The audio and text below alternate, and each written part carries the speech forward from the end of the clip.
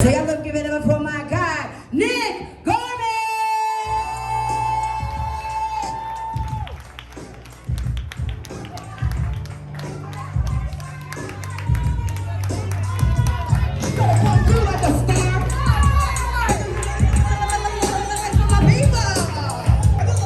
I'm not a guru, but I know life ain't meant to be like this. We're black in a world dominated by whiteness. Although we dodge white fists of oppression like I leave between the ropes. In the past when that Mayweather would come, those crackers would hang us with their ropes. America looks at us through a horoscope since they treat us like cancers. Then they cross us like Iverson when we try and find answers. We're public enemies that are trying to fight the power would face a scar like Tony Montana because the world is really ours. But when you know better, you move better. So these words can be used as ammunition. If you listen, this news won't make the front page. So to hell with minimum wage, because the ultimate mission is to make you pay attention, which is why they won't mention that our black girls are missing. And we need to figure out what that's about, because our girls may be black, but they don't deserve a media blackout. Our black girls may be magic, but that doesn't mean they need to disappear. So I'm here to make it clear that we're military minded without fear of retribution from our oppressors. I'm like a black Hannibal Lecter as I eat my enemies alive with my voracious vocabulary and cannibal-like lectures. But I'm like a Leah Negro da Vinci the way I paint pictures. So with these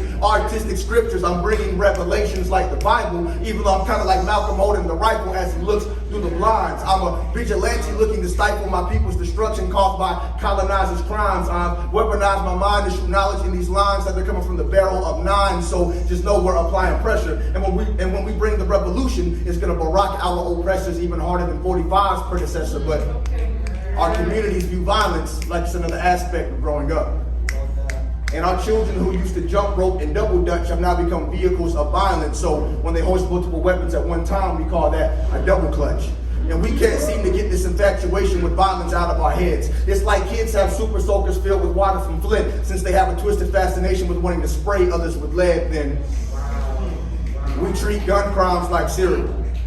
Brothers get dropped on the block when bullets make like Rice Krispies and snap, crackle, pop targets over matters so trivial. And since brothers imitate a lot of what they see and the apple don't fall too far from the tree, that machismo and masculinity will make a brother pull the Mac since he don't believe in being PC. And believe me, things have been wild like the Amazon since so many brothers are taken before their prime. But when you drive off toxic masculinity, I guess you don't need iOS, because following your pride is the best way to FaceTime, which is why I phone home to the homies to get my update. But I get scared when they go certain places, so my soul starts to shake like when you rearrange the apps on your screen. Because one of my biggest fears is that sooner or later, one of my homies will appear on the screen for being the victim or the perpetrator. And you can't rationalize in certain situations, so there's no time for mediators. And there's not much you can do, because once those arguments ensue, brothers will be quick to become a barber's greatest impersonator and fade adversaries like they're giving out free tapers. But it's so ironic.